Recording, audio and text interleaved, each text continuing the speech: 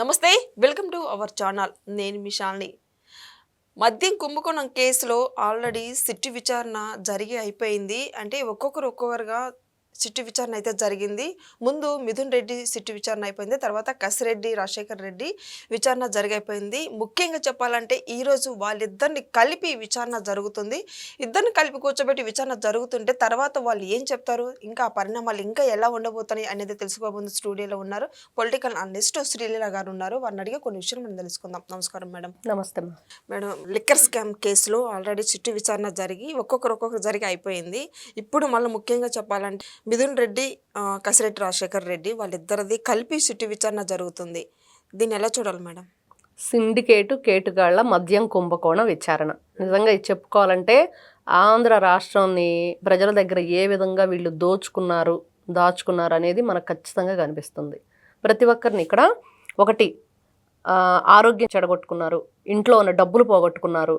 అంటే వీళ్ళు చేసిన కల్తీ మద్యం తాగే కేవలం ఎంతమంది చనిపోయారు, ఎన్ని విధాలుగా ఆరోగ్యం చెడిపోయి ఈ రోజుకి కూడా బాధపడుతున్నారు, ఎంతమంది ఆడపిల్లల తాళిబొట్లు తెంచడానికి వీళ్ళు కారణమయ్యారు, ఎంతమంది తల్లిదండ్రుల శోకం ఏదైతే ఉందో బిడ్డను పోగొట్టుకుని దానికి కారణమయ్యారు. ఇవన్నీ చూసుకుంటా ఉంటే ఈ రోజున ఒక్కొక్కరి పాపం పండింది. వాళ్ళ పాపం పండి ఈ రోజున పోలీసుల విచారణలో ఏదైతేనే వీళ్ళని ఖచ్చితంగా సరే నో బెయిల్ ఓన్లీ జైల్ అని కోర్టు కూడా తీర్పిచ్చేసింది. ఇట్లాంటి తరుణంలో ఈరోజు మనం చూస్తుంటే ఇంకా ఇద్దరిని కూర్చోబెట్టారు. ఈరోజు విచారణ చూస్తుంటే మిథున్ రెడ్డి, అసలు ఆ మిథున్ రెడ్డి అనే అతన్ని నేను ఎంపీని లేకపోతే మా నాన్న అడవులు ఆక్రమణ చేశారంటే కాదు, అక్కడున్న కూలీల కోసం బిల్డింగ్ కట్టించాడు, అంత గొప్పవాడు మా నాన్న, మరి నేను ఎంపీని, మా నాన్న ఎమ్మెల్యే, మరి ఇట్లాంటి మద్యం దాంట్లో నేను ఎందుకు ఉంటానన్నాడు. మరి ఈ రోజున ఎందుకు విచారణ కూర్చోవాల్సి వచ్చింది? చేశారు కాబట్టి.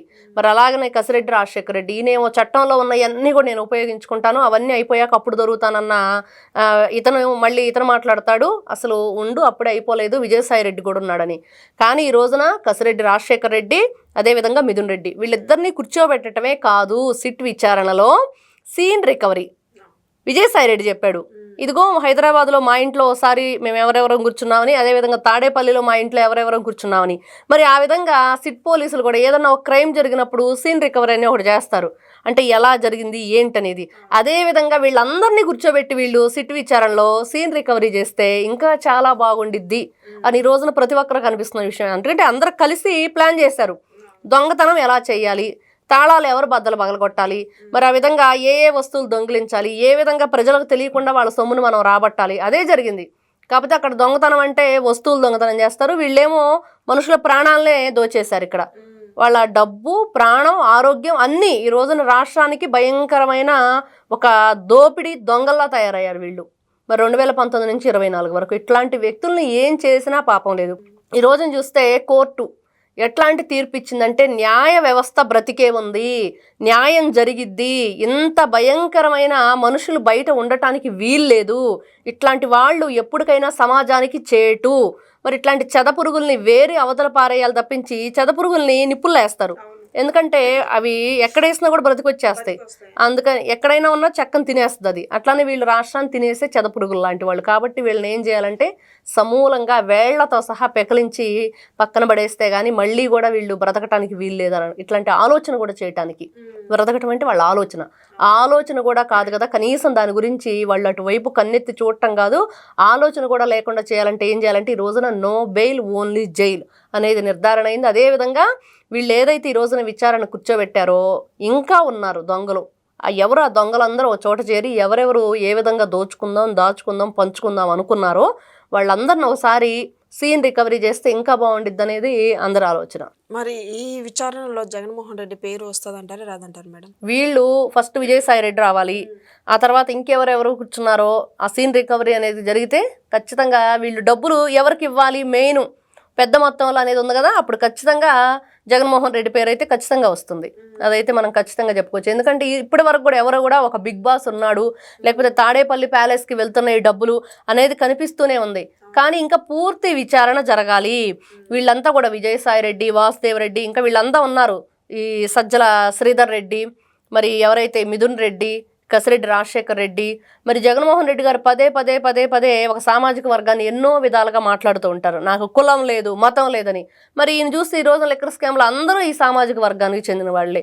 మరి అట్లాంటి విషయం ఒకసారి మళ్ళీ వెనక్కి తిరిగి జగన్మోహన్ రెడ్డి గారు గుర్తు చేసుకుంటే బాగుండేది. ఎవరికి ఆయన ఎక్కువ పెద్దపేట వేసి వాళ్ళు ఏదైతే వాళ్ళ పార్టీ అధికారంలో ఉన్నప్పుడు ఏ విధంగా ప్రోత్సహించాడు అంటే, ప్రోత్సహించాడంటే రాష్ట్రాన్ని సరిదిద్ది తీర్చిదిద్దుదాం, లేకపోతే రాష్ట్రాన్ని ఒక ప్రగతి పదం వైపు నడిపిద్దామని వాళ్ళు ఆలోచించాల. రాష్ట్రాన్ని సర్వనాశనం చేద్దామని ఆలోచించారు.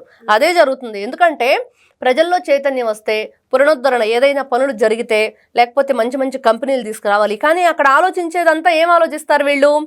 ఇప్పుడు ఇండస్ట్రీలు తీసుకురావాలా, పిల్లలకు కాలేజీలు కావాలా, లేకపోతే మంచి మంచి కంపెనీలు తీసుకురావాలా, వాళ్ళకి ల్యాండ్ కేటాయించాలా, ఇవన్నీ ఆలోచించాలి. కానీ వీళ్ళ ఆలోచన అంతా ఏంటి? ఎలా దోచుకోవాలి, ఎలా దాచుకోవాలి, ఎలా పంచుకోవాలి, మరి ఎక్కడెక్కడ భూములు ఉన్నాయి, అదంతా ఎలా కబ్జా చేయాలి, ఎవరి పేరుని పెట్టాలి, ఇలా ఆలోచించడానికే సరిపోతుంది.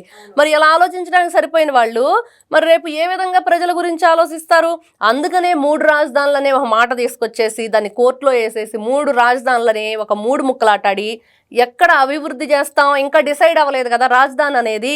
మరి కాబట్టి అందుకని మేము ఇంకా రాజధాని పూర్తి చేయలేదని చెప్పుకున్న ఈ ప్రబుద్ధులు ఈ రోజున ఎంత ఘాతకానికైనా తెగిస్తారో అన్నదానికి ఇవన్నీ నిదర్శనాలుగా కనపడిస్తున్నాయి మనకి ఈ రోజున ఆంధ్ర రాష్ట్రంలో. ఈ రోజున మిథున్ రెడ్డి లిక్కర్ స్కామ్లో దండుకుంటే తండ్రి పెద్దిరెడ్డి రామచందర్ రెడ్డి భూ అక్రమణలో ఈరోజు సర్వే చేస్తున్నారు మేడం. అవును, దీన్ని ఎలా చూడాలి? ఖచ్చితంగా ఇది పెద్దిరెడ్డి రామచంద్రారెడ్డి అలాగే సజ్జల రామకృష్ణారెడ్డి ఇవన్నీ మధ్యకాలంలో చూస్తే వీళ్ళు ప్రభుత్వ ఉద్యోగులను కూడా భయభ్రాంతులకు గురి చేశారు. సర్వేయర్లు కూడా సర్వే చేయకుండా మాకు సంబంధించిన భూమి కాదని అటవీ అధికారుల మీదకు తోయటం, అటవీ అధికారులు కూడా మాకు సంబంధించిన సర్వే నెంబర్ కాదు, ఇది రెవెన్యూ డిపార్ట్మెంట్కి సంబంధించిందని ఫారెస్ట్ డిపార్ట్మెంట్ వాళ్ళు. మొన్న కోర్టు కూడా సజ్జల ఎవరైతే రామకృష్ణారెడ్డికి సంబంధించిన భూములకు కూడా గట్టిగా వార్నింగ్ ఇచ్చింది. పిచ్చి పిచ్చి వేషాలు వేయొద్దు, ఎవరి డిపార్ట్మెంట్లో ఉన్నది కూడా స్థలం తెలియకుండా జాబుల్లో ఉన్నారా, అట్లాంటి పదవి బాధ్యతలు ఎందుకు మీకు? ఇష్టమైతే ఎవరిదో ఏంటో మీరే ఒక మ్యూచువల్ అండర్స్టాండింగ్కి వచ్చేసి అటువైపున ఎవరైతే రెవెన్యూ డిపార్ట్మెంట్ ఉందో వాళ్ళు కానీ, లేకపోతే ఇటు ఏదైతే ఫారెస్ట్ డిపార్ట్మెంట్ ఉందో వాళ్ళు కానీ ఎవరి సర్వేలో అవి ఉన్నాయి అని చెప్పేసి మీరే తేల్చుకొని మాకు ఇన్ని రోజుల లోపుగా నివేదిక సమర్పించాలి అని. అదేవిధంగా సజ్జల ఎవరైతే పెద్దిరెడ్డి రామచంద్రారెడ్డి అనే వ్యక్తి ఉన్నాడో ఇతను భూబకాసురుడు అనేది తేలిపోయింది. అడవిలో ఒక పెద్ద ఫామ్ హౌస్ కట్టేసి జగన్మోహన్ రెడ్డి గారు తింటారా, మేము తినటానికి పనికిరామా, మేము ఎమ్మెల్యేలుగా ఉన్నప్పుడు మేము కూడా మరి తినాలి కదా ఎంతో కొంత అన్నట్లుగా, ఆయనకి ప్యాలెస్లు ఉంటే మేము కూడా ఏదో చిన్న బంగ్లా ఇలాగ పనుల కోసం కట్టించుకుంటాము అన్నట్లుగా నిధులు ఏదైతే ప్రజలకు ఉపయోగించాల్సిన నిధులతోటి అక్కడ రోడ్లు వేయించుకొని అడవులు నరకటం పెద్ద ఏదైతే నేరం, మరి చెట్లు నరకటం నేరం, మరి చెట్లు నరికినందుకు నేరం. అదేవిధంగా ఏదైతే ఫారెస్ట్ డిపార్ట్మెంట్కి సంబంధించిన భూమి ఆక్రమించడం నేరం, అక్కడ ఏదైతే సంబంధించిన ఏపీ గవర్నమెంట్కి సంబంధించిన నిధులను దుర్వినియోగం చేసి ఇతను స్వలాభానికి వాడుకోవటం, ఇన్ని నేరాలు ఉన్న ఈ వ్యక్తిని ఏ విధంగా శిక్షించాలి? ఇంకా ఎందుకు బయట తిరుగుతున్నాడు? ఈ రోజున ప్రజలందరూ అదే క్వశ్చన్ చేస్తున్నారు. 1 కాదు 2 కాదు, అక్కడ కేవలం ఫారెస్ట్ డిపార్ట్మెంట్లో ఒక ఇల్లే కట్టాడు, ఒక ప్యాలెసే కట్టాడు అనుకుంటున్నాం. కానీ ఆ ప్యాలెస్ కట్టాలంటే అక్కడ ప్లేసు కబ్జా చేశాడు, మొక్కలు నరికించేశాడు. మరి ఇక్కడ నుంచి వచ్చిన డబ్బులంతా కూడా రాష్ట్ర ప్రభుత్వం సంబంధించినవి, ఆ నిధులన్నీ కూడా అక్కడ వాడేసుకున్నాడు. ఇన్ని విధాలు ఈ రోజున చూస్తే వాళ్ళున్న ఏరియాలో ఎంతమంది దగ్గర అక్రమంగా రిజిస్ట్రేషన్లు. మనం చూస్తే పెద్దిరెడ్డి రామచంద్రారెడ్డి అనుచరుడు మాధవరెడ్డి, మరి అతను ఏ విధంగా పట్టుబడ్డాడంటే అతను వెళ్ళిపోయాడు అనమాట, అండర్ గ్రౌండ్కి వెళ్ళిపోయాడు. పోలీసులకు కూడా ఏ విధంగా ఇతన్ని పట్టుకోవాలి అని ఆలోచిస్తే అతను ఫామ్ హౌస్ దగ్గర ఒక కళ్యాణ మండపం ఉంది, అది లీజు కావాలి అని చెప్పేసి ఒక చిన్న డ్రామా ప్లే చేసి పట్టుకున్నారు. మరి అతను సంబంధించి ఇల్లు సోదా చేస్తే 509 రెవెన్యూ డిపార్ట్మెంట్కి సంబంధించిన ఫైల్స్ దొరికినాయి. ఇది ఇల్లా రెవెన్యూ ఆఫీసా అని డౌట్ వచ్చే విధంగా. అదేవిధంగా మరి రామచంద్రారెడ్డి పిఏకి ఇతను ఎన్నిసార్లు ఫోన్ చేశాడు అంటే, అతని పేరు తుకారం ఏదో ఉంది, అతనికి ఎన్నిసార్లు ఫోన్ చేశాడంటే 331 సార్లు ఫోన్ చేశాడు ఈ అనుచరుడు మాధవరెడ్డి. మరి ఎందుకు ఫోన్ చేశామంటే నీళ్ళు నమ్ములుతాడు తప్పించి సమాధానం చెప్పాల. ఇవన్నీ చూసుకుంటా ఉంటే ఒక్కొక్కటిగా వీళ్ళ పాపం పండింది. ఈ రోజున ఒక్కొక్కటి కూడా ఎన్ని విధాలుగా అంటే అక్రమంగా రిజిస్ట్రేషన్లు ఏంటి ఇంత దారుణమా అంటే, రెవెన్యూ డిపార్ట్మెంట్ని మీ ఇంట్లో పెట్టుకున్నారంటే అసలు ఎంత ఘోరమైన పని. మాధవరెడ్డి అనే వ్యక్తి ఇంత ఘోరంగా రెవెన్యూ డిపార్ట్మెంట్ దాదాపుగా 509 ఫైల్స్, మరి ఇన్ని ఫోన్ కాల్స్, వీళ్ళంతా కలిసి ఏం చేశారు? ఏ విధంగా బినామీలుగా ఉన్నారు, ఏ విధంగా జనాల దగ్గర నుంచి ప్రజాప్రతినిధులుగా ఉండి ప్రజల్ని రక్షించాల్సింది పోయి ఈ రోజున ప్రజల ఆస్తులకు వీళ్ళు భద్రత కల్పించాల్సిన వీళ్ళే వాళ్ళ ఆస్తుల్ని లాగేసుకొని వీళ్ళు ఏ విధంగా ప్రవర్తించారంటే, ఇదే విషయంలో వల్లభనేని వంశీని కూడా కోర్టు గట్టిగా స్ట్రాంగ్ వార్నింగ్ ఇచ్చింది. ఏంటంటే ప్రజాప్రతినిధులుగా ఉన్న వాళ్ళు వాళ్ళని కాపాడాల్సింది పోయి వాళ్ళ దగ్గర ఉన్న ఆస్తుల్ని మీరు లాగేసుకునే విధంగా ఉన్నప్పుడు కోర్టు ఏ విధంగా మీకు సహకరించదు అని.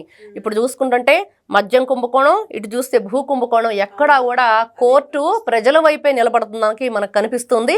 ఖచ్చితంగా అతి త్వరలో వీళ్ళంతా కటకటాలు లెక్క పెట్టడం అయితే జరుగుతుంది. Thank you madam. నమస్తే.